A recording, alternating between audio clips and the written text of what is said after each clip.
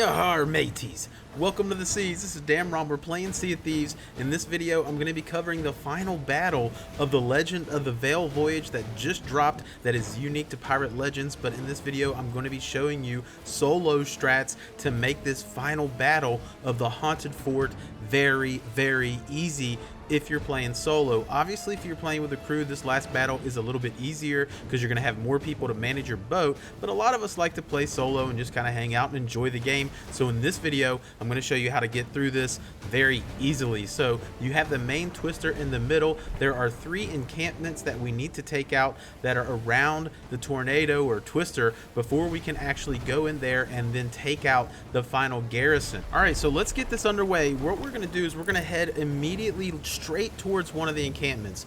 Don't worry about angling your sails. We're going to keep our sails dummied for the entire, basically this entire fight. You don't have to turn it. We will be raising it a little bit, but as we're going to these, don't worry about the ghost ships. When you take out the encampment, the ghost ships will automatically disappear. So when you're playing solo, really your main focus is getting right up on that encampment and taking it out. So as I get closer, I pull half sail, and then I'm going to go on the inside of the encampment, because what's that going to allow me to do is get to the next one faster. And playing solo, we need to do this quickly so people don't come steal your loot.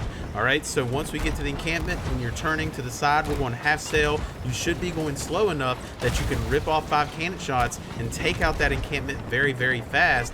And now I'm going to repair. So you saw I took some shots during that, but you don't need to worry about it because there's really no way you're going to sink in the amount of time that you do what I just did.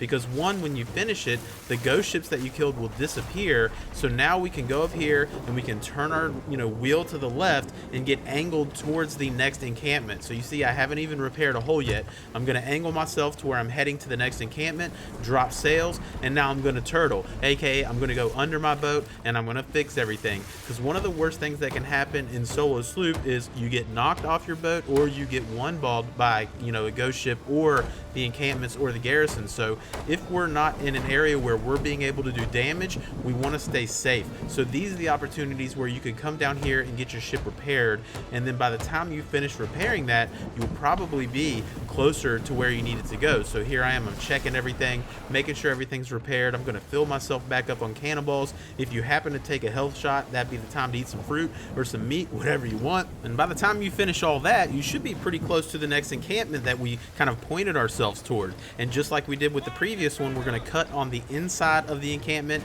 and now we're going to crack off 5 more rounds on that to take it out. We're not going to worry about the ghost ships once again, right? Our entire focus is on this fort structure here, so blow it away and take it out. And then just like we did last time, I'm not going to show the whole steps again, we're going to do the same exact thing, right? As soon as we finish taking that out, now you can hop off the cannon, go up, turn your wheel hard left, and get yourself pointed towards the next encampment. Again, I haven't worried about repairs. I haven't worried about really anything else other than firing shots on that, and then get myself turned towards the next encampment. And we're going to use the same strategy once we get there and cut on the inside again and take 5 more shots on that. And once you've done that, now the twister will dissipate and we can now head to the final garrison of this voyage. Now at this point, it's similar in the sense that we want to use our ability to get right up on that garrison as quickly as possible. You can see that while I'm far away, the garrison is actually ripping shots off at me. And what we're going to do is we're essentially going to negate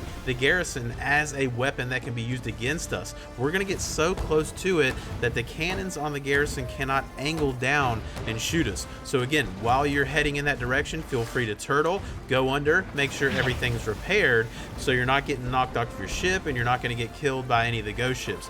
Now once you get up to the actual garrison itself, we're going to pull sails pretty much all the way up, just with a little bit, because we're going to slowly go around this garrison, and we have to shoot obviously all of the glowing walls portion of this. And also sloop, you only need to shoot each wall 3 times. So if you go slow enough, you can really do a lot of damage.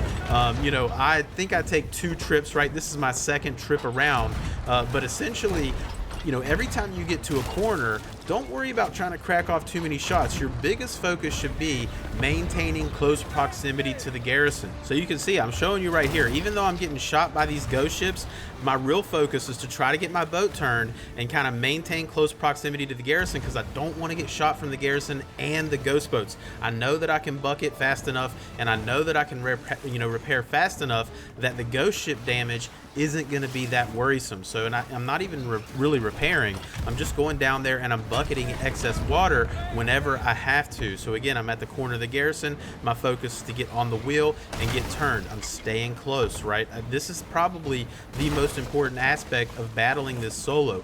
The other thing that you need to think about, you saw me get hit with a cannonball earlier. If you take health damage, you need to immediately eat fruit. Don't wait. The next thing you need to do is eat fruit, because if you die on a solo sloop and you got holes, you risk sinking right there just from the time it would take you to get back to your ship, right? So the main thing, again, we're staying close. If you get hit, eat fruit, and we're basically negating the garrison. And also, we're not focusing at all on the ghost ships. They're gonna look daunting because there's a lot of them out there, but trust me, don't worry about it. Maintain focus on the garrison itself. With this strategy, you should easily be able to take out the haunted fort solo, no problem. You can probably complete this entire voyage in 30 to 40 minutes, and I have a full guide. Again, I'll link that as well for you if you need it, but this is probably the best and most efficient way to take out the last section. So I hope you guys found that helpful. As always, to all the sloop players, hopefully I'll see you on the seas.